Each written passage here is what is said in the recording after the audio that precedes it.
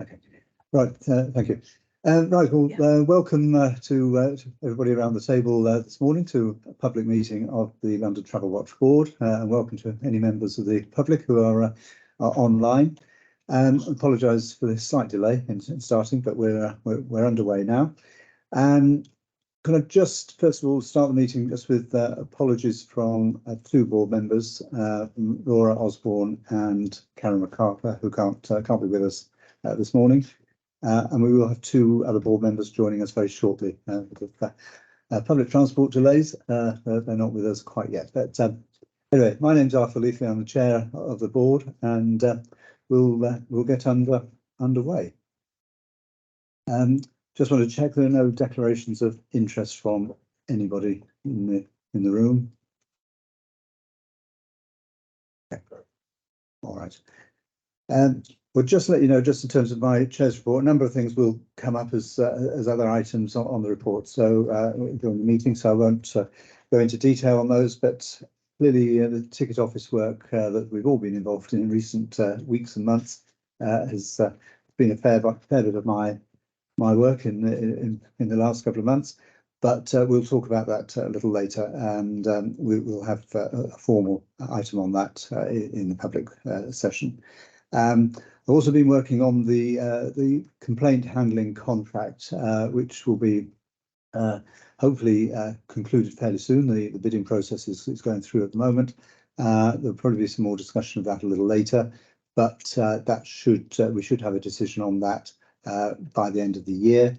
That's the company that formally handles the complaints when they first come in, and then obviously that then comes to Susan and her team beyond that. But an important contract that will start from April next year, and that's the bidding process on that is coming to a conclusion. So that's been a bit of work for me. And just to let you know, next week the new Chief Executive of Transport Focus will begin, Alex Robertson. He begins next Wednesday. So that will be a useful handover. He'll have a couple of weeks to work with Anthony Smith before Anthony finishes in December. So that timing should work fine. And we will have the opportunity to welcome our chair designate later in the meeting. We're just waiting for the formal approval from the Department for Transport on that, but we're hoping that will come through imminently. So I'll be able to tell you more about that separately. And the only other thing is just to let people know that we are discussing the opportunity for extending the contracts of the terms of office of two members of the board. Sadly, each of them are not here today, Laura Osborne and Karen MacArthur. That's discussion that Michael is leading on with the Assembly, but we're hoping to be able to conclude that fairly soon, so that there's a fairly seamless shift into the new year. And certainly as Tricia joins us, that we have a full complement from the word go. I don't know if there's anything you want to add, Michael, on that for now. Just briefly, that I think the principle of extending the terms of the two board members is agreed. The two things to resolve, and I don't see any particular problems. It's just about getting the right people in the right place at the right time. First, the formal ratification of that, and secondly, the precise length of the extensions. But hopefully that will all be resolved in the next few weeks. Great. Less than that. Okay. So I think unless there's any particular questions on my activities, there's probably nothing more to go into just for now. As I say, there will be opportunities during the meeting to pick up a couple of these points, but if anyone's got any questions or comments? No? Okay. Good. Well, let's move on then to Michael's report as CEO. And Michael, do you want to take that on? Thanks, Arthur. So short paper, hopefully self-explanatory. The big theme of how I've been spending a large part of my time since we last met has been related to the ticket office consultation process, and we've got an item on that later in the agenda. So I won't really talk about that right now, other than to say, alongside a large part of our team, it has been a major part of my working life, and more over the last few months. Aside from that, just picking out a couple of things from the paper. We have a special joint meeting of our board and the Transport Focus Board in mid-December, which is a chance for us to get to know each other better, as it were, but potentially it's something that could be very useful in talking about how the two organisations interact. And it might be useful when I finish my comments for us just to talk about, what it is that we might want to get out of that discussion. And I'm happy to kind of prompt that thought as well in a moment. Aside from that, two things to mention, which are more about the internal operations of the organisation. First of all, colleagues will know that we've been negotiating a new lease on our existing office space. In principle, we had agreed everything with the landlord several months ago. The work that's been continuing since then has been essentially between the two teams of solicitors just to get the fine print right. At times it has perhaps gone on rather longer than I would have liked, and in fact we are still in that discussion between the two sets of solicitors, not because there's anything substantially difficult, but it's just about making sure all the detail is right. We are actually now occupying outside of our lease, but with, at least in principle, the agreement of the landlord. There is something called a tenancy at will that we can exercise by agreement with the landlord, which will require another little bit of paperwork to be done, but that is the basis on which we are continuing to occupy. Hopefully this will all be resolved in the next week or 2 weeks. Bit untidy, but in practice it shouldn't have any repercussions for us. The other thing to mention regards our budget for next business year. A proposal was put to the Oversight Committee of the London Assembly as part of the wider discussions about the Assembly's draft budget for next year. And that committee met last week. Our part of the proposals that was put forward to the committee relate to not just the allocation that we will get in grant, but two particular issues which have arisen. One, how in budgeting terms do we handle the annual cost of living award that is determined by the Assembly for the Assembly staff and the family of Assembly organisations of which we are one, and that decision always falls after the budget has been signed off. So it always raises the prospect of kind of post hoc settlement, and there's a little bit of a lack of clarity. So there's a proposal as to how we would deal with that in the future. And the other issue was related to our policy on reserves. The board around this table, I think shortly before I arrived, set out our preferred approach, which is to build up our reserves to what felt like a reasonable and robust level. There was a specific amount that was referred to, £250,000. The proposal that went last week to the committee was to just try and make that extremely clear, make sure everybody was happy with that. My understanding is that the discussion last week of the committee timed out before they could really get into that particular paper. So as I understand it, the paper was noted, and as I mentioned, we're only a small part of that, that broader proposal on the Assembly's budget. So I'm just clarifying where that leaves us. But my understanding is that everything is fine. There isn't an issue, and actually this process of just getting some greater clarity around these two particular aspects of our budget will be really helpful. But I will just hopefully confirm that everything is indeed fine. Okay, all right. Thanks for that. So you can yes, take it so far, and let's try and get confirmation of that as soon as we can. Yeah, so happy to take questions on any of those two operational issues. Otherwise, have to go back to the joint boards meeting in December and how we might best use that. Okay, right, thank you. Any queries for Michael? No? Okay, let's, do you want to move on to the joint meeting? Yeah, I mean, colleagues may have views about, you know, what's the important ground for us to cover, and what preparation, if any, that we might need ahead of that discussion on the 19th of December. The thing that's on my mind at the moment, and it may be that it's just been prompted by a couple of kind of live second order issues, but I think something that would be very good to establish through that joint board session is the nature of the relationship between the two organisations, which in my mind, is a relationship of, you know, broadly speaking, two equals, with separate governance arrangements. You know, we are accountable to the Assembly. Transport Focus is accountable to Department for Transport, but we are essentially two equal organisations. And I think making sure that that is clearly understood and recognised, as it is at the moment in things like formal paperwork. There is a collaboration agreement which kind of explains how we share resource between the two organisations.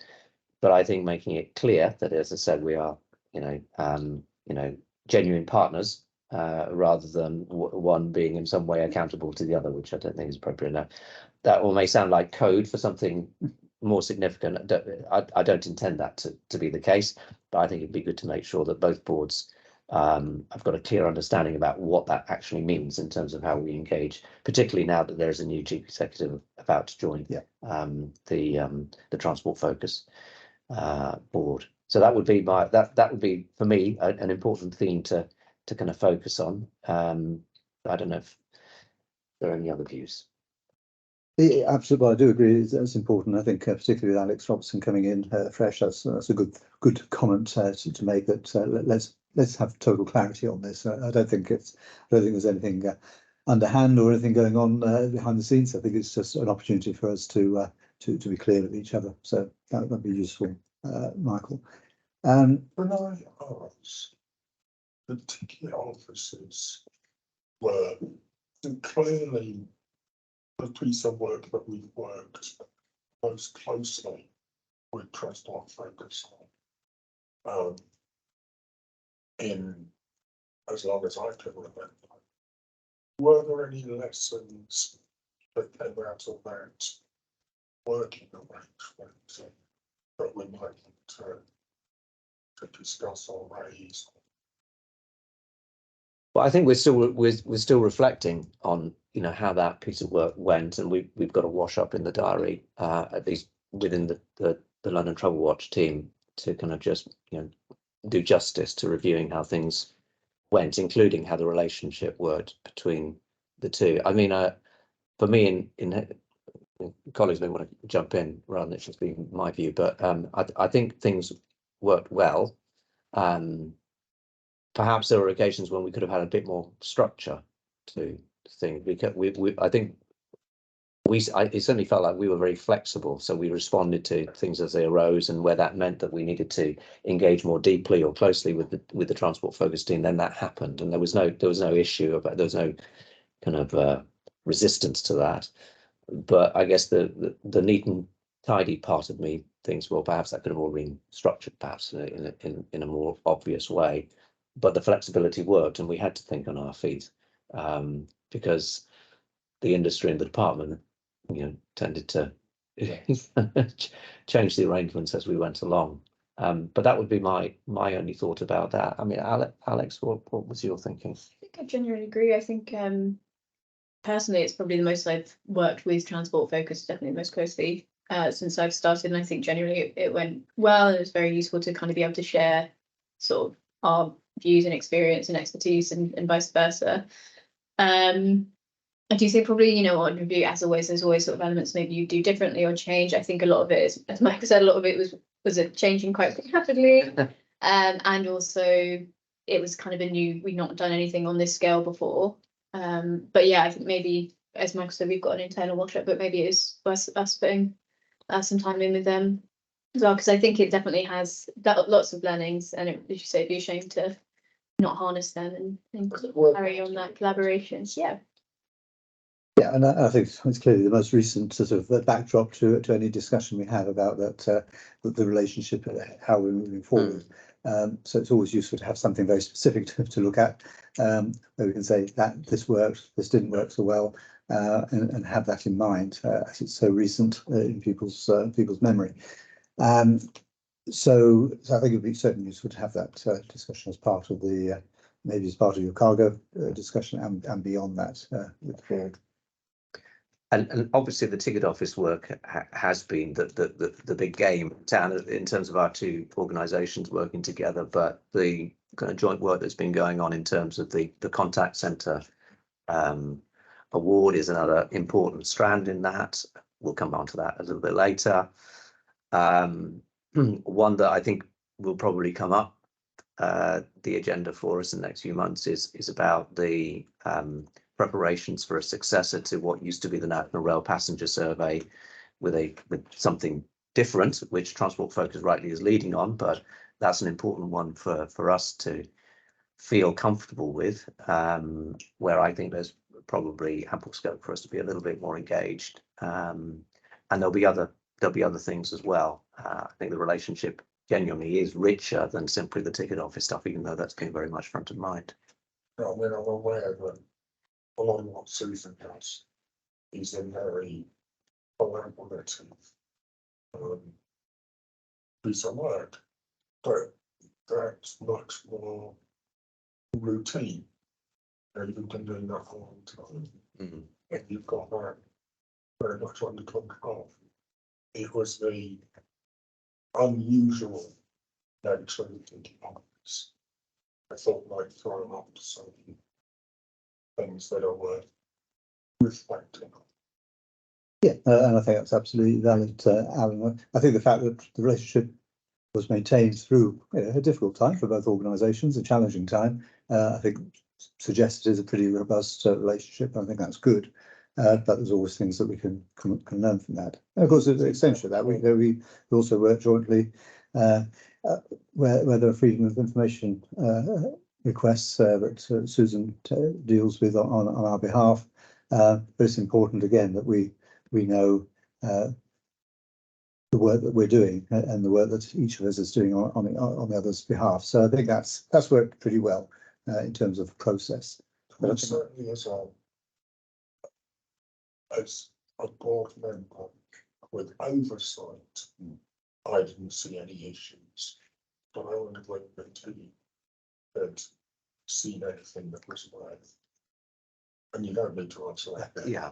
That's part of the. But genuinely, I don't think issues. It wasn't about issues. There's always stuff that you can do better, but I don't think there are any Issue was the wrong word. themes. Themes, yes. Okay, and no, that's helpful, Alan. Thanks for that. And in terms of Michael's report, is there anything that anyone wants to pick up in particular? Or anything I haven't covered that Indeed, yeah. you want to know about? Just a follow-up question on Transport Focus. You mentioned the passenger survey. Are there any other areas of collaboration that you anticipate in the next financial year, more focused around issues, kind of like ticket office closures or survey? Nothing comes immediately to mind. I don't know anything on the policy side or campaign side. I don't think anything in train at the moment, pun not intended. I think it will often be sort of more ad hoc. So I'm just thinking bus replacement, better smaller bits and pieces. Yeah. So as things maybe arise that would be across, so an example as well is the day travel card, and that was looked at being before we Transport Focus also submitted, and we kind of spoke and collaborated a bit on our approach to that. But I don't think at the moment we've got anything proactively planned. It might be something to think about now we've got a bit more headspace to discuss. Yeah. But I mean, that has, yeah, that is quite useful. I mean, that's prompted a really useful thought, which is rather than being a market taker on this. So Transport Focus develop a program for work that they have, and we just go right. Where are the areas of overlap? We might actually want to kind of put some ideas into the pot before they get baked in. And the board meeting might be a good time. The joint boards meeting might be a good time to do that. Yes, and there's certainly been some discussion recently that if we are to look more at some of the roads policy issues around London, that might well be something that we want early discussion with Transport Focus on that. And clearly they do a lot of work around the strategic road network nationally. In the past, we've done less work around the roads, but I think that might be something we can get hold of moving forward. So I think unless anyone's got any further questions, we'll move on from Michael's report and just take a small break just to welcome Susan. Susan Stockwell has joined us, hot foot from a delayed train. But thanks, Susan, for seeing you here. Okay. I'm afraid we've just had Michael's CEO report, but we'll catch up on it comes from that. So we'll move on, if that's okay, to the ticket office consultation update. I just wanted to formally bring people up to speed. There's been a lot of online discussion and clearly a lot in the media in recent days, weeks on this. But I just wanted to formally sort of bring everyone up to speed. As people will have seen last week, we put in our final recommendation in terms of the large number of ticket office proposals that we dealt with. I think it was 250 or so, 200 over 230. Yeah, but in terms of the number of ticket offices involved in our batch was 269. Thank you. Yes, all these numbers are too close to people's minds at the moment. But yeah, a big piece of work that was done by the organisation, far bigger than anything we've done before. I think the most, about 40 or so ticket offices in terms of the mainline network in the past. We did London Underground several years ago, but that was a much simpler process than anything we had to do on this occasion. So I just wanted to start by saying to all those who were involved, just formally, thanks on behalf of London Travel Watch, but also I think on behalf of the travelling public for all the work that was done by all the members of the team here working with Transport Focus. It was a marathon piece of work. It was a huge piece of work, but I think the professionalism and the diligence that was shown was just remarkable. And regardless of what the conclusion might have been, I knew that work was very good. As it turned out, we did object to all proposals in one form or another, either in generic terms across the board on specific issues, on general issues perhaps, and some very specific issues relating to individual stations and individual operators. And I'll certainly let Michael and Alex perhaps expand on that. The result of that, very quickly, the statement was made by the Secretary of State for Transport, Mark Harper, who made it clear that the government itself wasn't content with the proposals as they stood, and said to the rail industry that these proposals needed to be withdrawn, and there's a formal process to that, which again Michael may explain. But essentially, from our perspective, for now, that issue has been dealt with. It will still be an issue for the future, I'm sure, at some point, and who knows when and in what form. But for now, that piece of work has concluded, other than the review process that we need to go through, and we discussed a little earlier with Transport Focus and maybe others. But I mean, that's really just my opening gambit, but genuinely to say thank you to everybody for an amazing piece of work that was done. And I don't know how you're filling your time now. But I'm sure it was literally taking over every working moment, and it'll be good to move on to other things now, I'm sure. But Michael, do you want to add to that? Sure you. I didn't actually. I was going to ask Okay, Alex okay. to just reflect on how it's been, as Yeah. it were. But thank you for the thanks. And Yeah. we are finding plenty of things to do. I'm sure. Yeah, and I'll thank as well. Thanks everyone as well, especially Arthur and the rest of the board, for your support throughout the process. It's definitely been, as Arthur said, a bit of a marathon, but we made it there in the end. So thank you everyone. Arthur, you gave a very helpful overview, so we have a huge amount to add, but as you said, it was a huge bit of work. I think we had over 230,000 public responses, which went through all of them. So again, has taken up a lot of time. But I think that did help us come to kind of a very robust, clear conclusion in our what ended up being objections to proposals, particularly concerns around the ability of passengers to easily buy the right ticket, how people get advice and information under the proposals, and then also the impact on accessibility. So that is what kind of led to our decision. As Arthur said, after we objected along with Transport Focus, who I should say they also did a blanket objection to all of the proposals that stationed in their area. And then the Secretary of State decided that they would be asking all train companies to withdraw their proposals and closures won't be proceeding. We're still tying up all the little bits and pieces on that, but that has kind of been done across the industry. We have had some positive feedback from TOCs in terms of how we work with them throughout the process, in terms of just having clear lines of communication. So hopefully, we can build on those relationships in future. But other things like this that come up or other bits of work, so we can kind of discuss issues with them directly. I think David will be talking a bit about the media later on, so I won't go too much into that. In terms of next steps, as Arthur mentioned, we'll be doing an internal wash up and got an action plan as well to have on with Transport Focus. Lots of learnings from the process, keen to embed them into what we do in future. We are also drafting a consultation report, which we'll be publishing date TBC, but that's just giving a bit of an overview of the process, the issues that were raised to us in the public responses. Again, there's a real wealth of information in there, so it's kind of want to capture that so we can kind of use it in future where appropriate. And then also just going a bit of an overview of sort of the outcome of that. But yes, I think that's kind of it for next steps. I'm sure everyone will be very happy to move on to other things.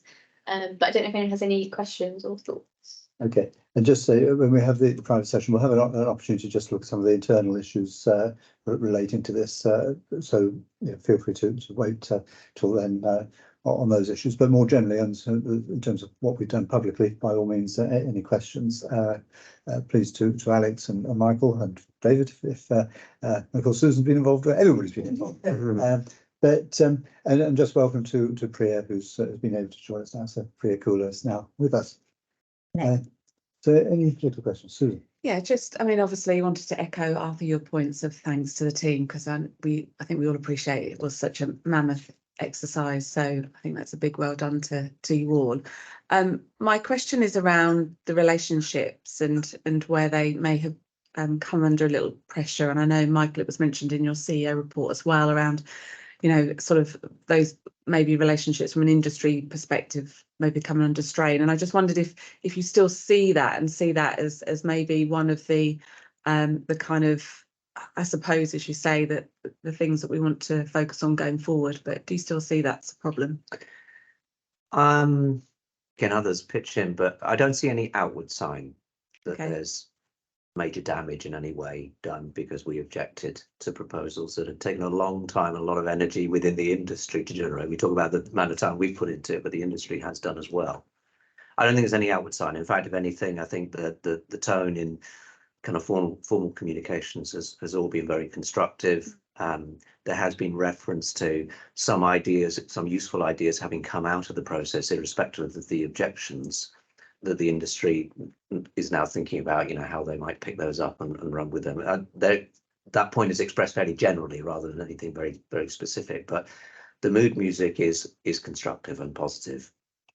but I'm mindful that, you know, we're all humans as well. And, you know, when you essentially rebuff someone's hard work, then, you know, that potentially has, you know, consequences. So I think we just need to be mindful of that. But at the moment, I think the conversation, to the extent that this happened, has all been, you know, pretty constructive, would you say? Yeah, I'd agree with that. I think because throughout the process we've kind of tried to be very transparent. We're obviously here to do a job and we have the guidance that we have to follow. And just being transparent about where the issues are, to their credit, on some of the issues that we raised, they did move on them. So for example, storing a lot of the hours. So I think throughout the whole thing, because we've been as constructive as we can, that's kind of helped make sure it's sort of not burning any bridges or anything like that. So I think at the moment it's obviously not the outcome that they wanted, but I think they do understand it. And again, because of the number of public responses and all the information that came through from that as well, I think it's clear that, you know, there were valid concerns. So again, I think they are kind of understanding. So I think everything we've had from them so far has been kind of as positive a thing as it can be. And do you think there's any reflection on their part that maybe they didn't quite do their job as well as they should have done? So are they more reflective in that way, and that maybe actually they'll consider some of the actions they take going forward in future? Again, nothing I've seen specifically on that, but there must be a wash-up exercise going on. You know, a period of reflection on how things were done on their part, just as we're doing that. So, but you know, what that will lead to, who knows? I mean, the one thing I'm mindful of, and this has been part of the narrative in a couple of the transport journalists and opinion pieces in the press, is that, you know, one of the key reasons for the proposals being brought forward, which was to put the industry on a more cost-effective basis, that challenge still remains for the industry, and behind it as funder government. And although I don't think anyone's yet kind of taking a view about, you know, what happens therefore as a consequence of that, nevertheless, inevitably there will be some hard thought given to, well, if this opportunity to save costs isn't open to the industry, then what? As I said, I don't think anyone really quite knows what that consequence might be, but that is something I think we all need to be alive to. And you know, and it may be something that comes back in a different form, and again will require us to engage, maybe not necessarily in the statutory form that this process has meant, but in some other way. So there may be another challenge that arises as a consequence of this outcome. Thank you. I was going to ask about potential engagement. I know a number of the ideas that were included as part of the proposals are being revisited for improvement, something more appropriate. And I wondered what thoughts we had about feeding into that to make those richer and better for passengers. How we might engage with the industry, either as individual talks or the industry as a whole. Yeah, I think one idea that emerged from the process, specific idea, the welcome points idea, is one that I think has kind of sparked some thoughts about what might be done better, in particular to meet the needs of passengers with a range of accessibility needs. Of course, the whole idea of a welcome point was sparked by the fact that the ticket office has a fixed location where people naturally gravitate towards, were going to go, or no longer be staffed. And in that sense, maybe the welcome points idea is not as live as it might have otherwise been. But my sense was, just reading between some of the lines, was that might be something that the industry in some way wants to kind of take further forward. And that would seem to be kind of like potentially something we would want to be involved in. There are others that have got more direct lived experience that can, you know, properly kind of contribute to that than perhaps we can. But it would be, I think, something that we might want to be involved in if that one gets taken forward. There might be a coordination. Yeah. Role for us as the sort of statutory rep. Connection to just connect into those groups that we've got relationships with.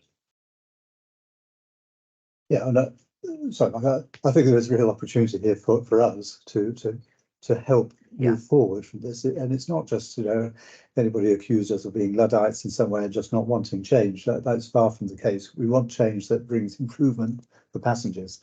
And if there are proposals that can demonstrably show that, we have to be very clear that it's not just a hopeful proposal, but it's something that will genuinely bring about improvements.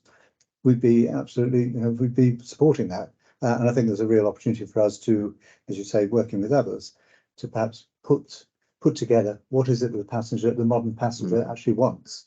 We haven't had research, even the industry itself said, I think 2020 was the most recent sort of meaningful research we've had.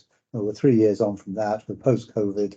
What is it that people now want from their station environment? And the ticket office being a key part of it, but alternatives to ticket offices absolutely should be part of that mix. And I think it's something that we in Transport Focus could really help with on that, so that things are done in a different order. What does the passenger want first, and how does the industry respond to that? Would seem to be the best way forward. So I won't dare suggest that to our team this side of Christmas, because I think I won't want to hear the word ticket office mentioned again. I think the station environment more widely and how people travel and what the needs of people are, I think is quite a rich topic for exploration, I think. And clearly changing. Undoubtedly, yeah. Sorry, Michael, did I come across? Any other thoughts on ticket office? I'd say we will have a bit of a discussion on internal matters a bit later, but okay, well, thank you for that.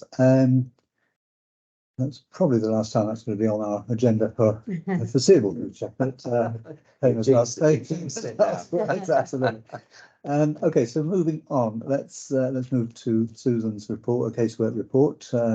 Thank you for that. I will take it as read, but I'll let Susan take it forward. Thank you, Arthur. Unfortunately, Q2 was quieter, so I could release some of my staffing to help record some of the stuff that was coming through with the ticket offices, just to mention the ticket office yet again. So it actually worked out to be quite helpful, but it's reflective across the industry because the Rail Ombudsman and the local government ombudsman were also reporting lower numbers of appeals that they were receiving as well.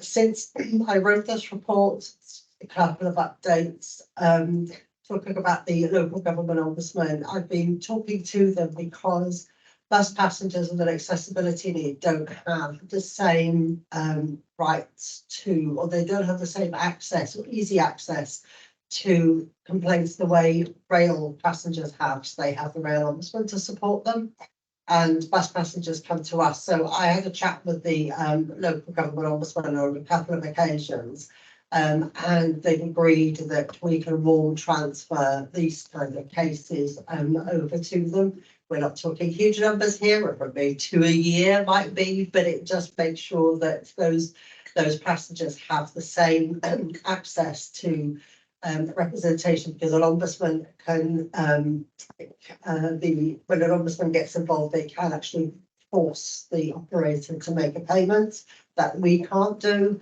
So that's really important. So I'm quite happy we've gone down that road with them. And then secondly, I've been chatting to Eurostar and also through the European Passengers Federation, which London Travel Watch is a member, because I've had some concerns about children not being seated near their accompanying adults, particularly at times of disruption of the train type changes. And I had then a meeting with a couple of members of the EPF and some of the more senior members of Eurostar, and they were quite concerned about this and wanted to take this forward. And this arose through casework as well. So we had somebody who, with children, some of which had kind of borderline learning difficulties, that were separated from their families and quite far as well. So that's something we want to take forward. And also I've raised with them the issue that when there is disruption and people are abroad, people are encouraged to go online and look at it. And I'm saying, no, it should be in an email, because an email will go out as standard. But there's not enough information on there that tells passengers what their rights are and what they need to do. Was interesting though, because I did find out that if you book the Eurostar train with a travel operator, Eurostar can't contact you. They're not allowed. They're not legally allowed to contact you. But if you book a flight with tour operator or a travel operator, like British Airways can contact you directly. They don't have to go via the travel agent. So I just found that's quite interesting. But that's the law and that's what we have to follow. There has been a lot of noise about reopening the Kent stations, Ebbsfleet, Ashford for Eurostar. They just don't have enough footfall there to warrant paying for border force to be there. So it's yeah, I don't think they're going to think about it until 2025. So don't really think. And then there is a problem because in Amsterdam they want to rebuild the station. And of course, Eurostar have put a lot of effort into advertising their journeys to Amsterdam, and the train will have to stop at Rotterdam. So I don't know whether they're going to pull out to go directly to Amsterdam anyway, but I don't really know what that situation is there at the moment. And of course, but their merger with Thalys can change a bit of this as well. They merged a couple of years ago, but it came out, I think, on the 2nd of October. Was that ring a bell with you? I can't remember, but it was about that kind of dates when they publicised they had merged. And if you look at their website now, there's new branding and information on that as well. We were talking before we started the meeting that you can buy train tickets now via Uber. So, and I don't have any contacts over. Alan's given me a few ideas to try. So I just need to make sure that we have a contact listed for them. So if anybody comes with us, which they already have with an appeal for Uber, we know where to contact it and take that forward. Sorry, just on that, just to interrupt, an Uber then would become a retailer, just a standard retailer. Train line or So it would come within our remit, definitely. Yeah. Yeah. Absolutely, and it would fall. It's exactly the same as now, where the journey falls is or the journey that's been booked, whether it's our remit or Transport Focus.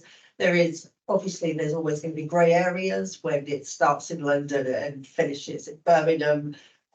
We usually take the starting station as the points to make a decision, but there's sometimes we have complaints about the journey and we have no idea where that problem took place, so we just guess which watchdog is going to be allocated that. So it's just the most simple way. So my team did really well in closing appeals within 35 days, even though they were running between doing kind of half appeals and half ticket office closures at the same time, and just kind of logging onto spreadsheets. And I think in some ways it was quite fun to do something a bit different, but I think they were always trying to get back to the casework. Up to a point, yeah. Yeah, it's only fun to a point. We've had some quite good successes. And last quarter, if you look at the comments that we've had back from the satisfaction survey, one of my team members, Sean, it seems to be his turn at the moment, and the Sean Gosh show, as we call it. Everybody seems to be saying how happy they are with the provision for us. Penalty fares continues to be one of the biggest case the types in our post bag. And it's something we might consider looking at as part of our organisational objectives for next year. So in 2018, there was a new part to an appeal, which was an independent appeal panel. So you could appeal 3 times. So it was you appeal twice and then you go to the independent appeal panel, and that was in line with what TfL do. Transport Focus and London Travel Watch recruited for the independent appeal panel members. And then, and that was in 2018 and it's supposed to run for 3 years. And so in 2023, it's been brought up again, only 2 years late to redo this. So I'll work with Transport Focus next year to interview these panel members. And because of, at the moment, there's one independent penalty fair appeals body. It's only got 3 panel members left. One leaves, they can't actually adhere to the legislation. So it's kind of really important. So we'll hopefully have more with both, that will be allocated to both the penalty fair appeals bodies by April of next year. We'll be looking to recruit in, I think it's February. Correct, yeah. I'm just whizzing down. Obviously, we had an uplifting calls that came into our outsourced provider in Q2, but a lot of that was connected to the ticket office closure. Hopefully next time we talk, I'm not going to mention those words again.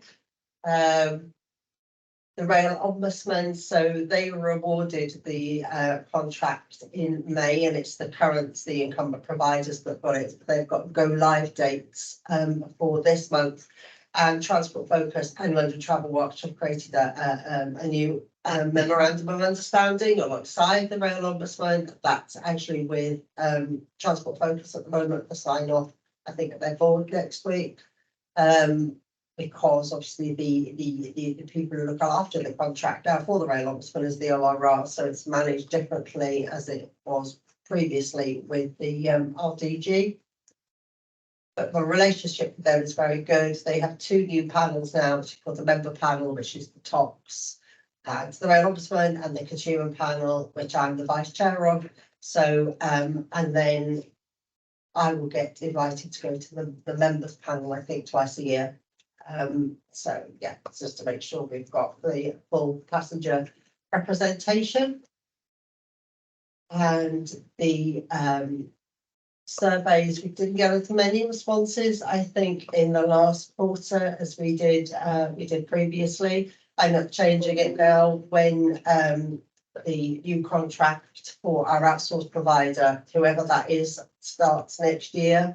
I would look to change the survey then to incorporate some information about that. So there's no point doing it twice. I'll wait until that time.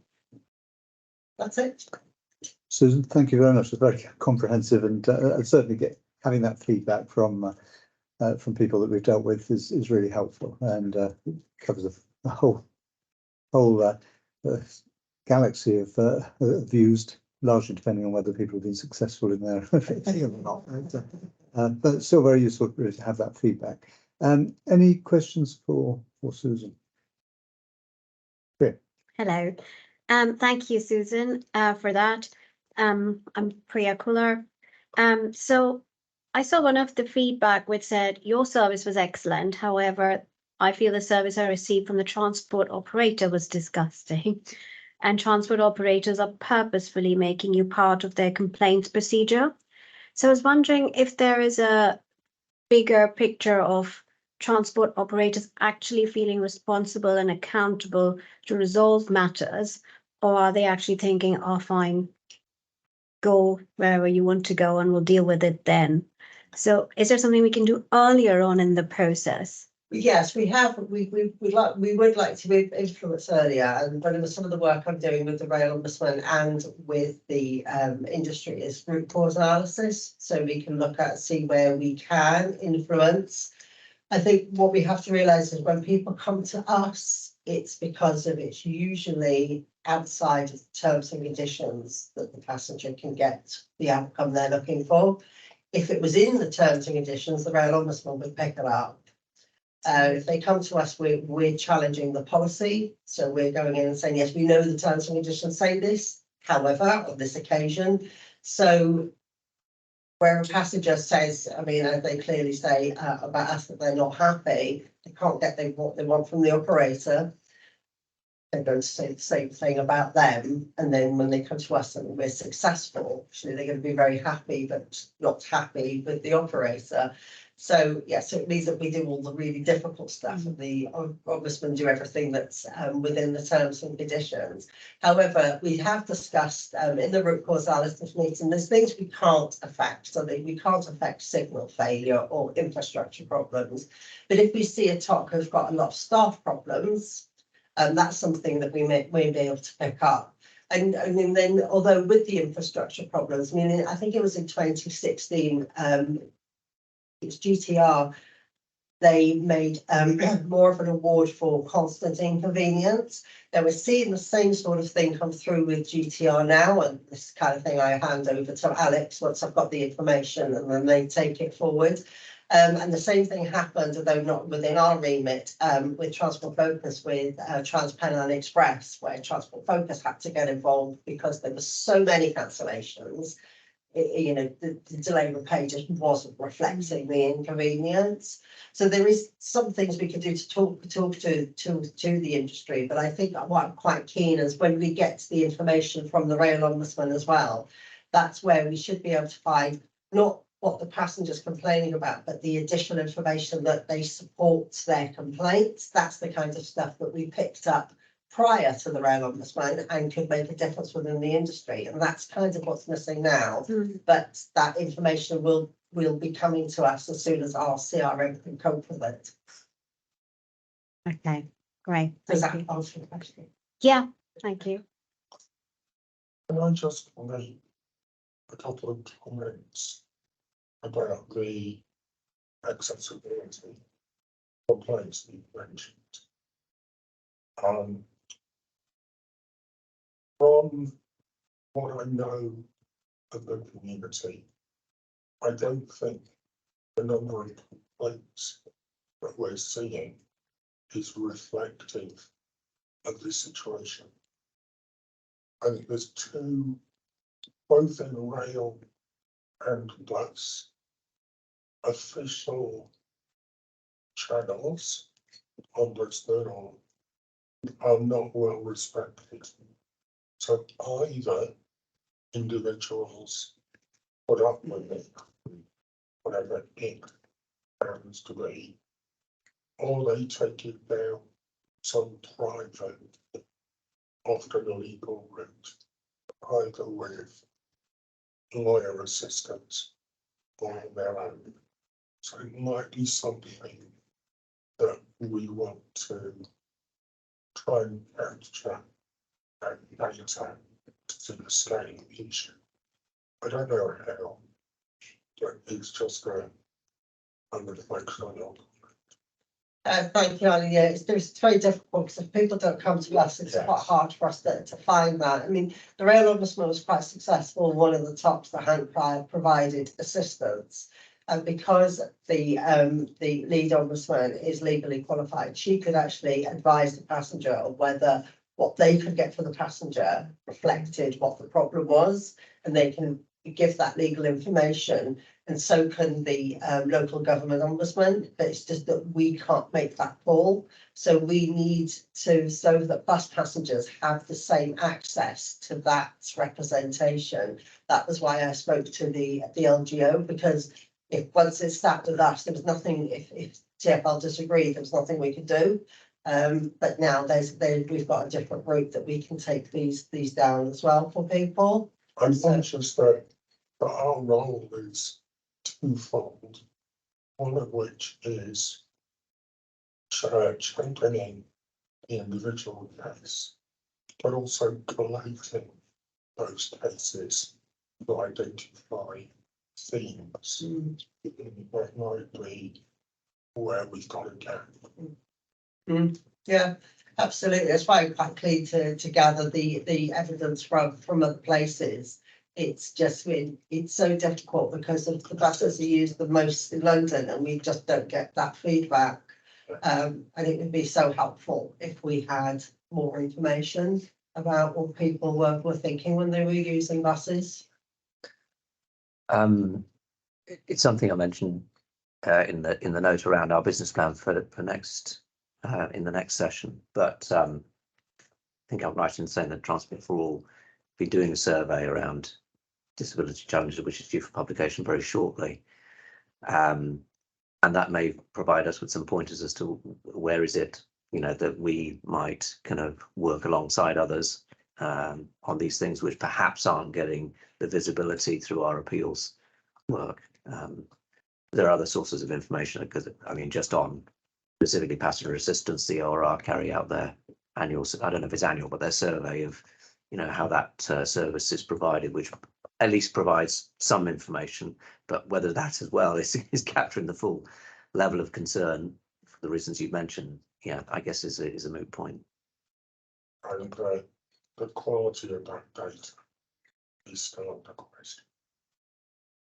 Okay, that's a good point. Thanks, Alan. I think it's yeah, we can only to some extent deal with what we with the incoming information we've got, but I think there may be opportunities where we could explore that further going forward. Any other thoughts for Susan? No? Well, Susan, thanks to you and the team. I know you've been juggling a bit in recent months between the normal casework workload and obviously ticket office work. So thank everyone for that. Okay, thank you, Alpha. All right. Okay, let's move on to campaigns, which I know the limited amount of campaign work we've been able to do, but Alex, please take us through what you can. Thank you. So it will be a very quick one from me, because 90% of what we've been doing our last few months has been the ticket office work. We are obviously now kind of looking forward and picking back things that we had to put on the back burner. So taking the report as read, but wanted to highlight the personal security work. So I shared previously the draft report, which we're now in the phase of getting designed, with the plan to publish that on the 16th of November. So that is next Thursday. Just in terms of resources, we've kind of been wrapping everything up with ticket offices. That will be a largely media launch and with stakeholders, but we'll kind of have an engagement plan following that. So maybe some sort of events, or we'll certainly be asking the relevant stakeholders for meetings to discuss it further. But wanting to get that out ahead of the London Assembly Transport Committee doing a session on personal security at the end of this month. So wanted to get out ahead of them. And we've been invited to speak on that panel. So we'll be going to talk about both the research, but also personal security more widely across sort of different demographics. I should say the report focuses on LGBTQ plus Londoners, but again, obviously it's an issue that affects many people across the board. So I wanted to let you know that is happening. And then not in the report, but has come in since this was written, is the London Assembly's Oversight Committee have also asked us to be on a panel discussing public consultations and just kind of how they work, best practice, all those sorts of things. So that will be happening on the 23rd of November as well. I think those are the main things from me. Although obviously if there are any questions or thoughts on those small items, please let me know. Okay, thanks, Alice. I think it's really good that you're directly involved with the Assembly on those issues. So that shows a good working relationship that we have now with the Transport Committee. Any particular questions or thoughts for Alex? Not a question, just a comment that it's really great to have a date for the publication. Yes, so I know it's been pushed back and back, so I think we'll be happy to get it out.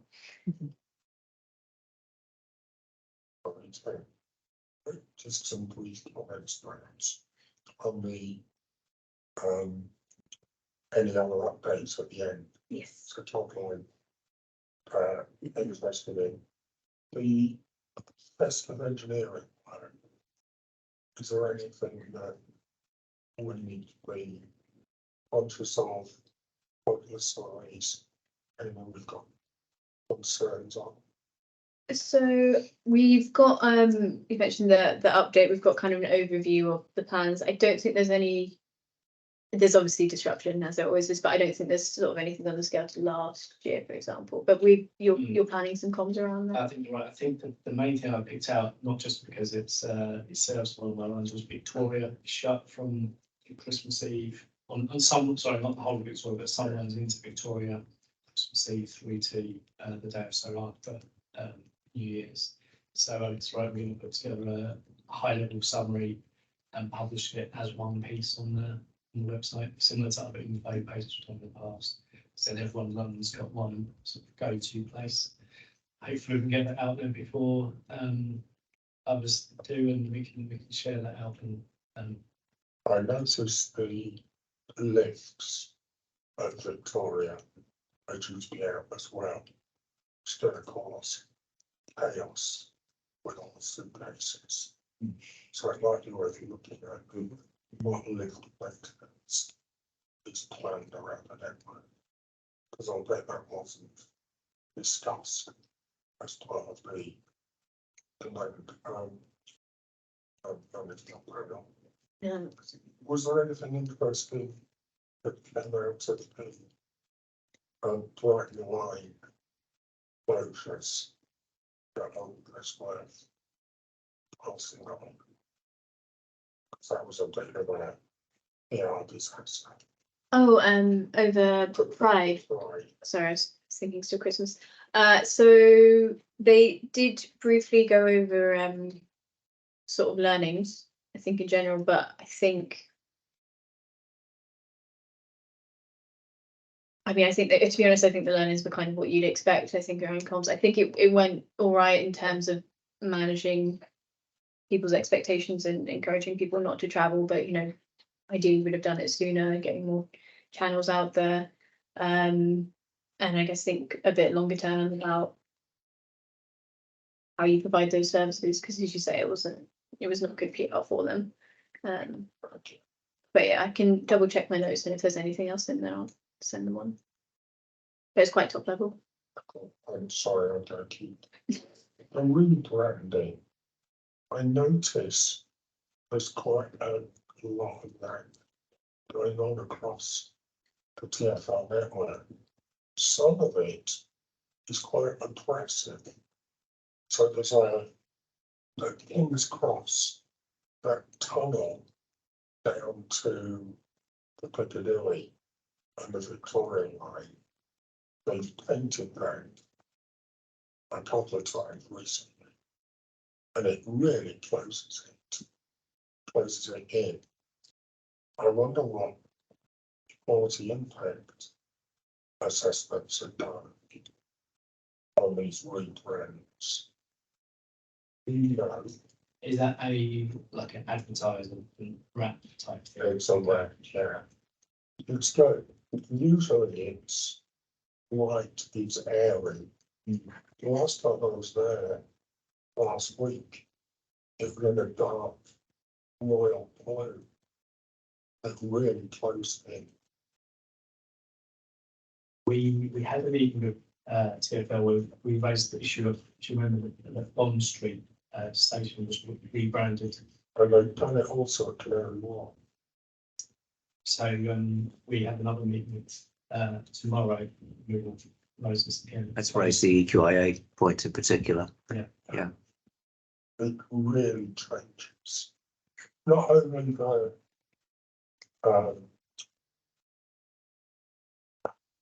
the expectation of people are used to, but it changes the whole feel of the environment. Last point, the Prescott bypass meeting. What's the outcome in the future of that? Because that's been rattling on for 10 years on. Yeah, so it was a very well attended event, probably unsurprisingly. I think there were probably about 30-40 people there. Which was interesting, because I think, wasn't it just one person per organisation? I think so, yes. So that's very interesting. Yes, and it was from across a real range of organisations as well. So that session, it kind of focused on TfL's. They've done sort of a review into. It did just focus on bus stop bypasses, so they didn't look at things like subs and floating bus stops and things like that. Presented that, kind of got input and questions from the attendees, and then it was I guess a bit of an idea session of kind of, given this, what can we do, what improvements can we make, what changes can we make. which I think was useful, but I think because there were so many people, it didn't kind of have a sort of nice tidy conclusion. So they're taking away a lot of that input, and I think they're then kind of reviewing that, and we'll share findings from that. But there wasn't kind of a, okay, we're not going to do X, Y, Z. So I'm not concerned that I think in 2017 or 18, they instigated a review and a program looking at what changes, and that 90 days. So I would be very keen that we stay on top of this and make sure again that it doesn't just disappear, because the attendance shows what a key issue this is, and it's been going on a long time. We need to make sure that it gets to some conclusion. Yeah, that's really helpful. I wasn't aware of that 2017 review, so I'll follow up with them. And she say just keep Yeah, I can't remember if it nudging, was exactly 2017, but around then. but Yeah, it's around. that's really useful. If you need more details, I can look it up. Probably find out by my ticket from that later. Thank you. Thanks, Alan. Good points, and I think Yeah. we can pick those Some up. good things to follow up on there. Thank you. Okay. All right, just conscious of time, so let's move on to communications. So Shahid is joining us, I assume, remotely. I don't want to waste any time, but okay, no, thanks for that. Okay, David, over to you. Yeah, back to the credit ticket office presentation. So similarly, I think around like 90% of the time was focused on this issue, definitely the last couple of months at least. So just for record thanks to Luke as well, who's not here today, just for all the background work and interrogation that went on. Just to provide context, I don't think it's in the report, but I recall on the day that the consultation results were announced, it was the most read story on the BBC News website. Sometime till it was bumped off. The following day, it was the front page feature on Metro, which I believe is the highest circulation newspaper at the moment.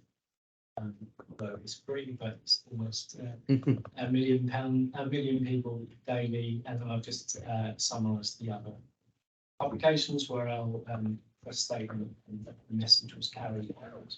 The message out far and wide. Some of you would have seen the social media posts as well, which were shared by these stakeholders.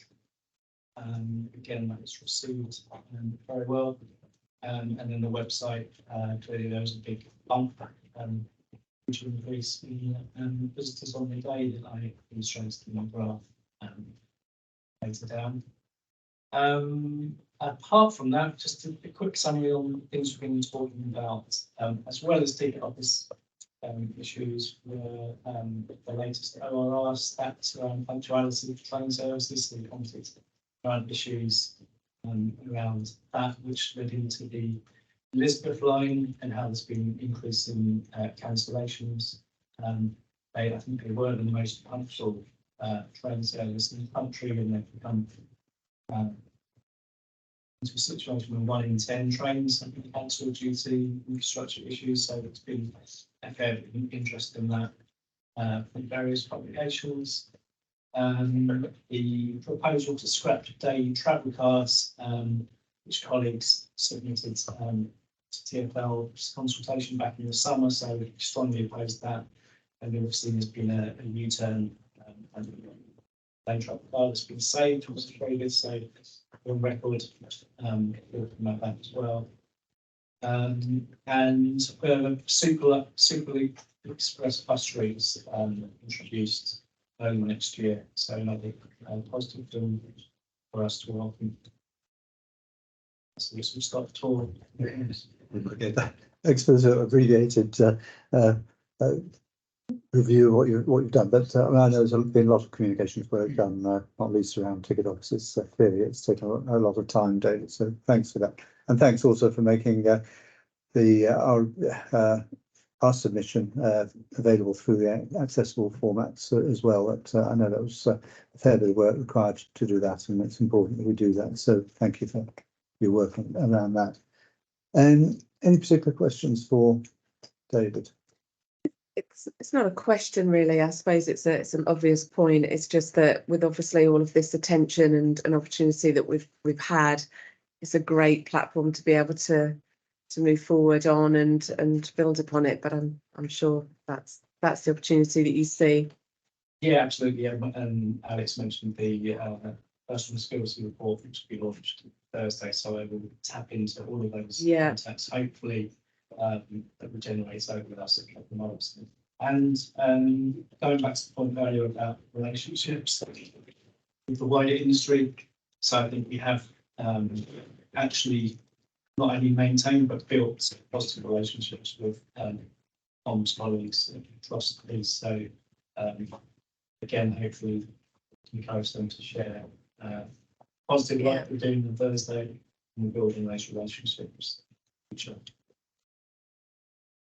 I'm curious, we made the reports available in accessible formats. Do we know how much they were downloaded or used? I will crunch those stats and circulating. We can get views with the BSL, British Sign Language, so the videos embedded in the website, so that'd be easy enough for me to check. But the actual downloads, I haven't got that yet, but again, that will back end of the website. I think it's something that is a real effort in our care, and we should like that. I agree. It's a good point, Alan. Just on the Elizabeth line, I mean, that seems to be a rumbling issue. It's doesn't seem to be any sign of improvement. Mostly even today, there are some problems on it. It seems to be becoming quite routine that there's some sort of problem around the Elizabeth line, considering the amount of money spent on it and the excitement around it and the massive use of it. It's probably one we just need to keep a watch on going forward, because it's just in sheer volume, it's affecting more people than any other line when things go wrong. But hopefully they're able to resolve some of these issues. You're right. It's one of the things when we're monitoring social media. Just do a keyword search, Elizabeth line. It's up there most days if there's disruption during a peak. And we can report on the train myself during disruption, and you're stuck in the tunnel, so you don't have Wi-Fi. Exactly, definitely. And you're really relying on the announcements, and I think that adds to the frustration. Yeah. Okay. Or as one member of the public who was on the train with me this morning coming into work called it the Elizabethan line. And it really is feeling ancient already. Chuckle. Yeah. We'll claim it as our own. So just looking at the engagement that you're getting and the website visits and all the retweets, I think it's really garnered a lot of momentum, hasn't it, in the past couple of months, all the ticket office closures and all the other stuff. So just wanted to say great work, and because one of the goals is for us to how we build a bigger community of customers around us that are kind of engaged with us. It's great to see that the numbers are 31.7% up from last year. So well done. We certainly are.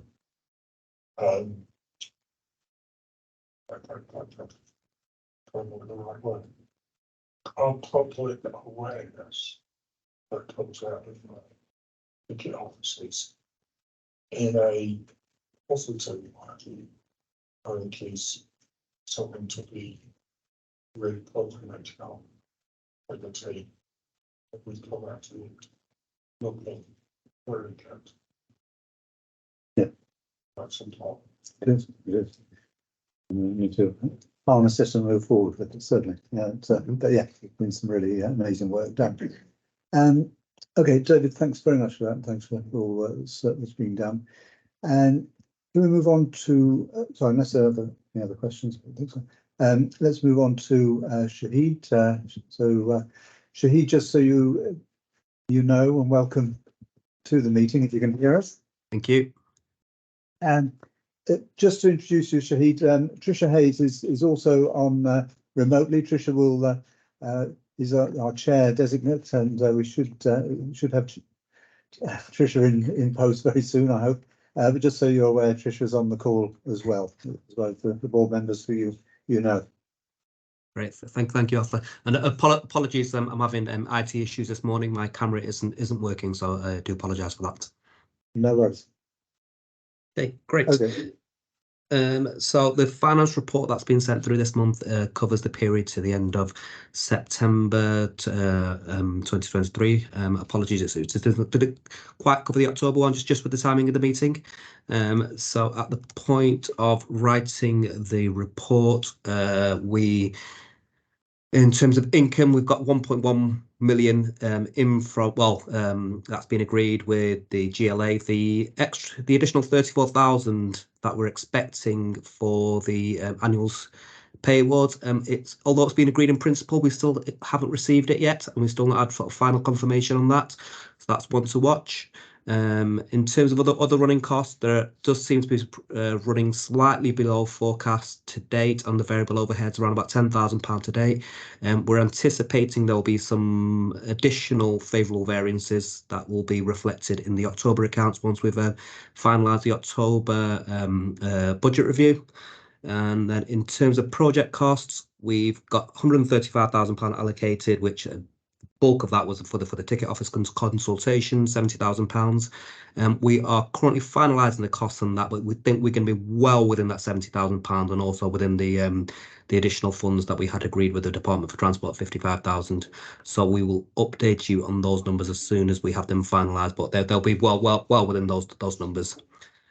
Final year-end position, we look to have a closing forecast reserve of at least 104,000, subject to what the budget review comes out of that one. Any questions? Okay, thank you, Shahid. Any questions for Shahid? No, it must be very clear then, Shahid. But just on that 34,000, it's not something you're particularly concerned about at the moment, but you'd be happier once it's in your once it's in your account. But it's there's no particular issues being raised about it, have there? Not that I'm aware of. We are anticipating we will get it. I'm just guessing it's kind of got to go through the various hoops and stages until that's finalised in our account. But just highlighting it as we have requested it a few months ago now. So we are in conversation with them to make sure that that's paid.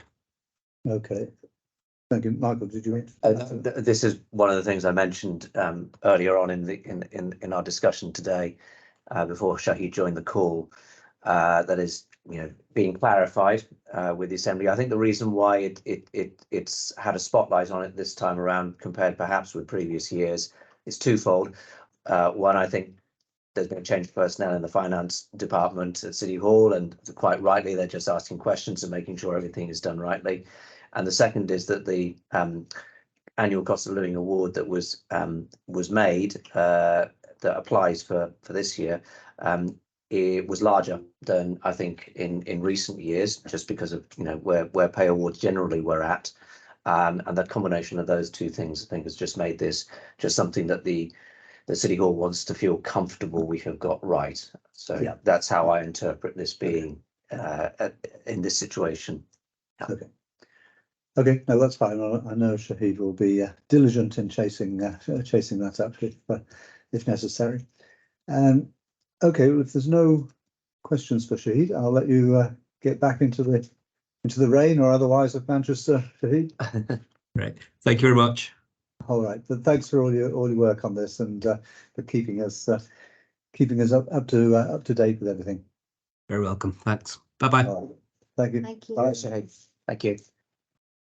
Right, does anybody have any other business for the public session of this meeting?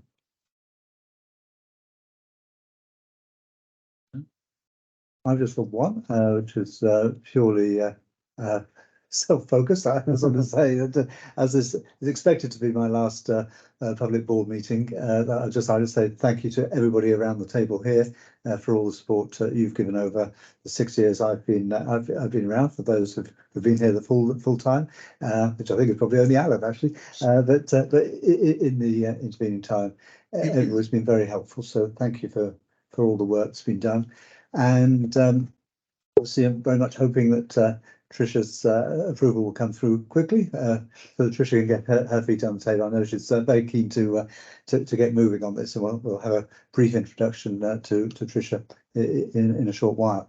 But just to put on record my thanks to London Travel Watch, and also my pride in London Travel Watch for the work they've done most recently around ticket offices, but actually more generally, I think we're in a much better position than we've ever been before in terms of our credibility, in terms of the awareness of the work we do, and the relationships we now have with important stakeholders right across London. And there's much more to be done. There's always more to be done, and Tricia and the board and the team will take us forward again. But from my perspective, I'm really pleased with the work that's been done. So thank you.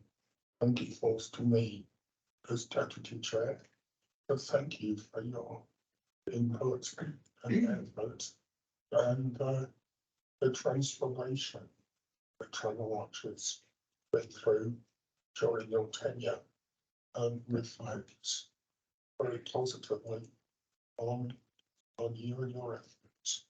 It's been a pleasure working with you. Thank you. Well, thank you, Alan. I do appreciate that. So with that, I'll finish on a positive note. That's a note, I suppose. So we'll draw the public meeting to a close now. So thank you for those who've been watching remotely, and we will move into a private session of the board in just a few moments. But thank you, everybody.